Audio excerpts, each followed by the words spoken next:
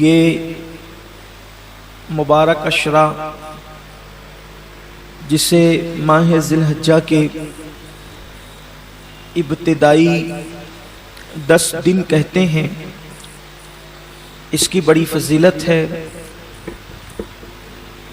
اور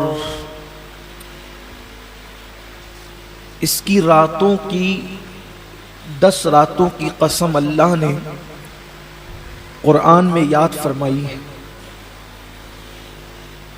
اور یہ وہ مبارک راتیں ہیں کہ جن میں دعائیں رد نہیں ہوتی،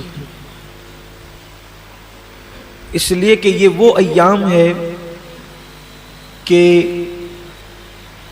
اسلام کا بڑا عظیم اور 5واں رکن یہ حج کی ادائیگی کے ایام ہیں۔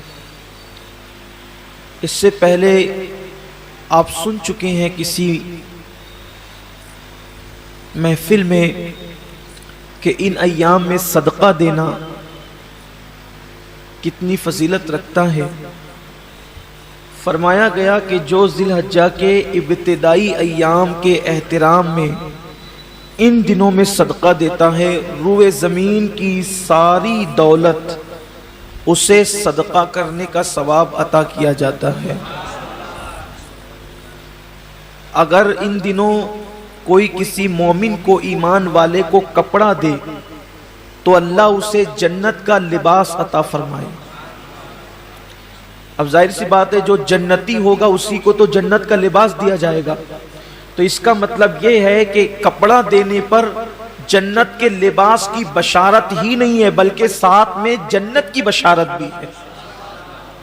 تو بڑی برکتیں ہیں، بڑی فضیلتیں ہیں ان ایام میں۔ کسی بیمار کی عیادت کے لیے جانے کی بڑی برکتیں ہیں، بڑی فضیلتیں۔ یہاں تک فرمایا کہ کسی ایک بیمار کی عیادت کی تو امت محمدیہ کے سارے بیماروں کی عیادت کا ثواب عطا کیا جاتا ہے۔ اس لیے یہ دن بڑے مبارک ہیں، اور اب جو شب شروع بھی ہے تو یہ وہ شب ہے کہ حاجی اس وقت مینا کے میدان کی طرف روانہ ہو رہے ہوں گے لبیک کی صدائیں پڑھتے ہوئے۔ 8 تاریخ کی صبح کو جاتے ہیں، لیکن آج کل راستے کی ٹریفک کی وجہ سے وہ شام ہی سے لے کر کے جانا شروع ہو جاتے ہیں۔ بہت کرم ہوتا ہے ان راتوں میں، اور میرے اللہ کی شان سے یہ بہت بعید ہے کہ وہ مخصوص لوگوں پہ کرم کرے اور بقیہ لوگوں کو محروم کر دے۔ اگر کرم وہاں چھما چھم برستا ہے تو اس کے اثرات ہم پر بھی ظاہر ہوتے ہیں۔ بہت برکت والے دن ہیں، بڑی برکت والی راتیں ہیں، اور اب ہمارے یہاں ہندوستان کی تاریخ کے حساب سے کل ہی سے انشاءاللہ تبارک و تعالی جو ہے وہ تشریق کے معاملات شروع ہو جائیں گے، اور 9ویں کی فجر ہی سے انشاءاللہ تبارک و تعالی تکبیر تشریق کا ماحول ہوگا، اور پھر اس وقت تو پوری امت اور ہم سب وہ عظیم عبادت جسے قربانی کہتے ہیں اس کی تیاریوں کے اندر مصروف ہے۔ قربانی جسے کہا جاتا ہے یہ حضرت ابو الانبیاء سیدنا ابراہیم علیہ السلام کی سنت ہے۔ ویسے تو جب سے اللہ تعالیٰ نے حضرت انسان کو پیدا کیا ہے اسی دن سے قربانی کا سلسلہ ہے، اور یہ جو قربانی ہے گویا کہ یہ بندوں کا امتحان ہے، اللہ کی طرف سے بندوں کا امتحان ہے کہ بندہ جان، مال اور اولاد میں ان سے زیادہ پیار کرتا ہے یا مجھ سے زیادہ پیار کرتا ہے۔ یہ امتحان ہے اللہ کی طرف سے، آزمائش ہے۔ قربانی کے متعلق سوال ہوا جب اللہ کے رسول صلی اللہ علیہ وآلہ وسلم سے کہ یا رسول اللہ صلی اللہ علیہ وآلہ وسلم یہ قربانی کیا ہے، تو آقا کریم رؤوف الرحیم صلی اللہ علیہ وآلہ وسلم نے ارشاد فرمایا کہ یہ تمہارے باپ ابراہیم علیہ السلام کی سنت ہے، اور اس میں ہر بال کے بدلے میں اللہ تبارک و تعالیٰ تمہیں نیکی عطا فرماتا ہے، اور جب پہلا قطرہ خون کا زمین پہ گرتا ہے تو اللہ قربانی کرنے والے کے گناہوں کو معاف فرما دیتا ہے۔ یہ تو آپ سنتے ہیں، بار بار سنتے ہی رہتے ہیں، لیکن جو آیہ کریمہ قربانی کے موقع پہ پڑھی جاتی ہے، جو آیہ کریمہ قربانی کے موقع پڑھی جاتی ہے، اللہ اپنے حبیب سے فرماتے ہیں قل ان صلاتی ونسکی ومحیای ومماتی للہ رب العالمین۔ اے محبوب آپ فرما دیں کہ میری نماز، میری قربانیاں، حتیٰ کہ میرا جینا اور میرا مرنا سب اللہ کے لیے۔ اصل بات یہ آتی ہے اس دور میں کہ قربانی اللہ کے لیے ہونا چاہیے، قربانی، بلکہ قربانی ہی نہیں، ہر کام اللہ کے لیے ہونا چاہیے۔ لیکن کل تک شادیوں میں دکھاوا تھا، کل تک ظاہری اعمال میں دکھاوا تھا، اور اب لوگوں کے یہاں عبادت میں بھی دکھاوا پیدا ہو گیا، اور خاص طور پر قربانی کے موقع پر یہ چیزیں زیادہ دیکھنے میں آتی ہے کہ لوگ دکھاوا زیادہ کرتے ہیں، اور لوگ اس پر گفتگو کرتے ہیں کہ اس کا جانور اتنے میں آیا اور اس کا جانور اتنے میں آیا۔ آپ جانور کتنے کا لاتے ہیں یہ اللہ کے نزدیک اہم نہیں ہے، آپ جانور کتنے کا لاتے ہیں یہ اللہ کے نزدیک اہم نہیں ہے، آپ جانور کیوں لا رہے ہیں یہ اللہ کے نزدیک اہم ہے۔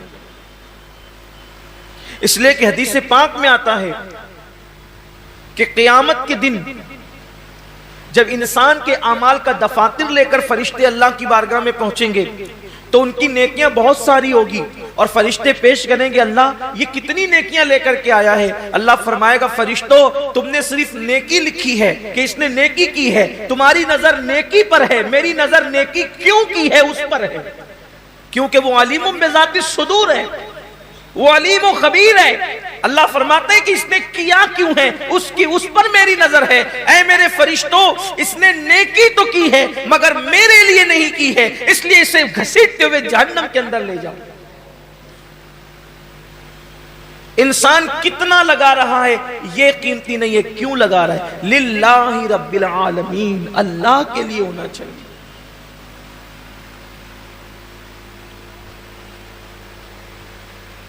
ایک مقام پر قرآن کہتا ہے کہ اللہ کے بارگاہ میں تمہارا خون اور گوشت نہیں پہنچتا قربانی کا۔ سورہ حج میں اللہ کا ارشاد ہے کہ تمہارا گوشت اور خون اللہ تک نہیں پہنچتا، اللہ تک تو تمہاری دلوں کی نیتیں پہنچتی ہیں، تمہارے دلوں کا تقوی پہنچتا ہے۔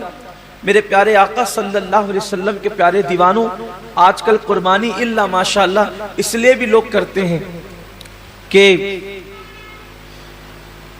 گوشت کھانے ملے گا۔ گوشت تو ملنا ہی ملنا ہے، گوشت نے جانا کہاں ہے؟ گوشت جائے گا کہاں؟ گوشت تو کھانے، لیکن نیت تو اچھی کرو۔ ہمارے بزرگوں نے فرمایا کہ اعمال سیکھنے سے پہلے اعمال کی نیت سیکھا کرو، اس لیے کہ مومن کی نیت اس کے عمل سے افضل ہے۔ نیت المؤمن خیر من عملہ، مومن کی نیت اس کے عمل سے افضل ہے۔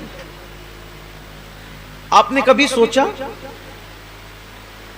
کہ ایک کافر 20 سال کفر کر رہا ہے پھر بھی وہ قیامت تک جہنم میں، 20 سال ہی نہیں بلکہ سال بھر بھی کفر کرے تو بھی جہنم میں، 6 مہینہ بھی کافر رہے تو بھی جہنم، اسی حالت پہ مرا تو جہنم میں، ایک دن بھی کفر کیا اور وہ کفر پہ مرا تو جہنم میں، کیوں ہے؟ اور مومن ایک دن مومن ہے اور ایمان پہ خاتمہ ہوا تو جنت میں کیوں ہے؟ عمل کی وجہ سے نہیں بلکہ نیت کی وجہ سے۔ کافر کفر پر اس لیے مرا کہ جب تک زندہ رہتا کفر پر رہتا، اس لیے ہمیشہ جہنم میں نیت کی وجہ سے، اور مومن جنت میں اس لیے ہے کہ جب تک دنیا میں رہتا ایمان پر رہتا، ایمان پر رہنے کی نیت اس کو ہمیشہ جنت میں رکھ رہی ہے۔ یہ انسان کی نیت کی اہمیت ہے۔ یہ انسان کی نیت کی اہمیت ہے کہ رہا تو ایک دن ایمان پر، مگر نیت بھی ہمیشہ ایمان پر رہے گا، اس لیے ہمیشہ کی ایمان پر رہنے کی نیت اس کو ہمیشہ جنت میں رکھے گی، اور اس کو ہمیشہ کفر پر رہنے کی نیت اس کو ہمیشہ جہنم کے اندر رکھے گی۔ پتہ چلا کہ نیتوں پر اجر ملتا ہے۔ تو آج مومنوں کو، مسلمانوں کو نیت درست کرنے کی، جانور خریدو تو کتنا گوشت نکلے گا یہ دیکھ کر مت خریدو، بلکہ یہ اللہ کے نزدیک قبول ہوگا یا نہیں قبول ہوگا یہ دیکھ کر کے خریدو۔ آج گوشت ہی سب کچھ ہو گیا، اس لیے قربانی کی جو برکتیں ملنی چاہیے وہ برکتیں نصیب نہیں ہو رہی ہیں۔ آج میں تھوڑا سا اس پر گفتگو کرنا چاہتا ہوں، نیت پر۔ نیت کا بڑا عمل دخل ہے۔ جیسی نیت ہوگی، آپ نے سنا ہوگا، جیسی نیت ہوگی ویسی برکت ہو۔ اور صرف قربانی ہی نہیں بلکہ سیکھ لیجئے کہ جو بھی عمل کرو اس میں نیت اچھی رکھو، اللہ کے لیے کرو، اللہ کو راضی کرنے کے لیے، کوئی اور نیت نہ ہو، خدا کی رضا ہو، رضا الہی کے لیے۔ حدیث پاک میں آتا ہے کہ بنی اسرائیل میں ایک شخص تھا، وہ راستے سے جا رہا تھا، اس نے راستے سے جاتے ہوئے ایک ٹیلا دیکھا، تو لوگ شاید محتاج تھے اس دور کے یا اس علاقے کے، اس نے سوچا کہ کاش اگر میرے پاس ٹیلے جتنا سونا ہوتا تو میں محتاجوں میں تقسیم کر دیتا۔ یعنی اس نے دل میں نیت کی، بس اللہ نے اس دور کے نبی پہ وحی فرمائی، اس سے کہہ دو کہ یہ ٹیلا سونا خیرات کرنے کا ثواب پا چکا، یہ ٹیلا سونا خیرات کرنے کا ثواب پا چکا۔ کیوں؟ اس نے نیت کی ہے۔ اور اگر بندہ سوچے کہ اگر میرے جیب میں پیسے ہوتے تو میں شراب پیتا، اور واقعی اگر ہوتے تو وہ پی لیتا، نیت کی اس نے، تو شراب پیے بغیر اب اس کو شراب پینے کا گناہ لکھ دیا جائے، اس لیے کہ وہ تو ہے ہی اس عمل کے کرنے کا مکمل طور پر اس نے عازم ہے، وہ اس نے عزم کیا ہے، لیکن چونکہ اس کی مجبوری ہے کہ اس کے پاس پیسے نہیں ہیں، اس کے پاس اسباب نہیں ہیں، یعنی کسی عورت کو دیکھے اور چند لوگ وہاں پر موجود اور انسان دل میں سوچے کہ اگر یہ مجمع نہ ہوتا، یہ بھیڑ نہیں ہوتی، یہ رکاوٹ نہیں ہوتی تو میں اس کے ساتھ بدکاری کرتا، فرمایا گیا اس کا شمار زانیوں میں ہوگا، اس لیے کہ اس نے مکمل عزم کیا ہے، اگر وہ رکاوٹ نہ ہو تو وہ کر گزرتا۔ تو وہاں نیت پر نیکی بھی مل رہی ہے اور نیت پر گناہ بھی مل رہا ہے، یعنی نیت سے مراد عزم گناہ پر گناہ بھی مل رہا ہے۔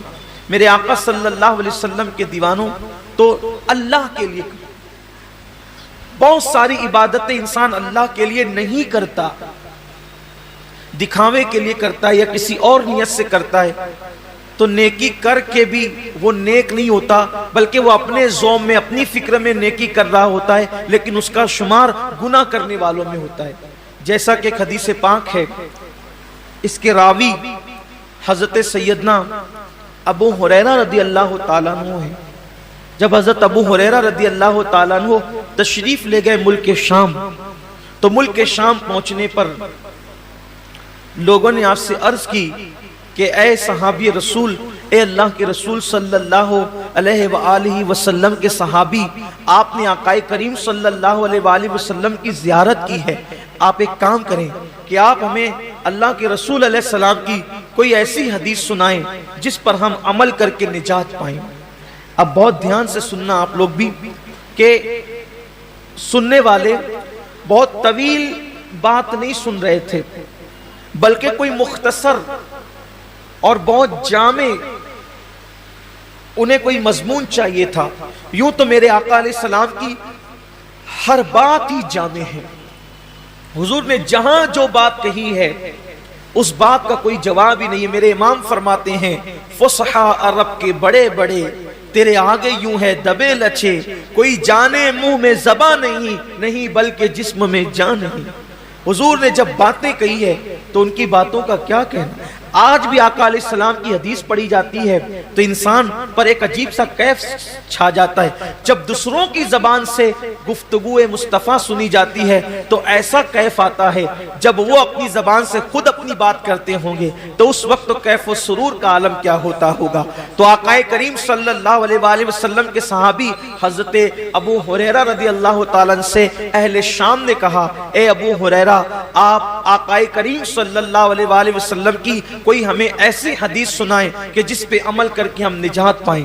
اب یعنی کہ سنا تو بہت تھا حضرت ابو ہریرہ نے لیکن اب کوئی ایسی روایت اس میں سے نکالنا ہے جو مختصر بھی ہو اور لوگوں کے لیے راہ نجات بھی ہو. اللہ اکبر. سیدنا ابو ہریرہ گویا کہ اپنے حافظے پر جو ہے وہ زور دینے لگے کہ میرے پاس جو ذخیرہ حدیث کا میرے حافظے کے اندر ہے ان میں سے کوئی ایک ان کو سنانا ہے. لیکن روایتوں میں آتا ہے راوی بیان کرتے ہیں کہ جیسے ہی حضرت سیدنا ابو ہریرہ رضی اللہ تعالیٰ عنہ کو وہ حدیث یاد آئی وہ جس کو بیان کرنا چاہتے تھے حضرت ابو ہریرہ صرف حدیث کا مضمون یاد کر کے بے ہوش ہو کے زمین پہ گر جاتے ہیں.